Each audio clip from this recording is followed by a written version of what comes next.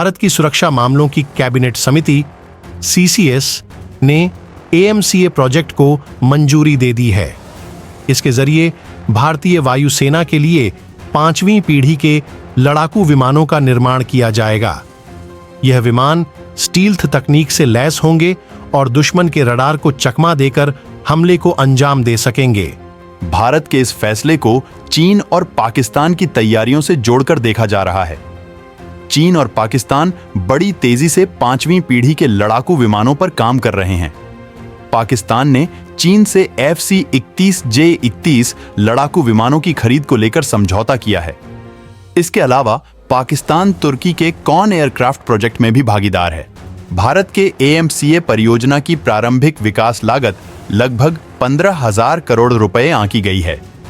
वर्तमान में दुनिया में केवल कुछ चुनिंदा देशों जैसे अमेरिका, रूस और चीन के पास ही 5वीं पीढ़ी के स्टील्थ फाइटर जेट हैं। भारतीय वायुसेना अपनी दीर्घकालिक आवश्यकता को देखते हुए AMCA परियोजना पर जोर दे रही है। हल्के लड़ाकू विमान LCA तेजस के विकास के बाद AMCA के विकास में भारत के विश्वास में महत्वपूर्ण उछाल देखा गया। भारत से चीन का FC-31 लड़ाकू विमान कितना ताकतवर आए जानते हैं? चीन का FC-31 अब भी विकास के चरण में है।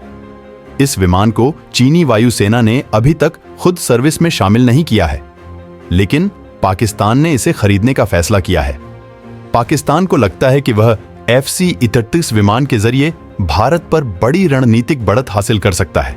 उसकी मंशा भारत के S-400 एयर डिफेंस सिस्टम को चकमा देने की है, लेकिन इस विमान की कॉम्बैट क्षमता अभी भी संदिग्ध है।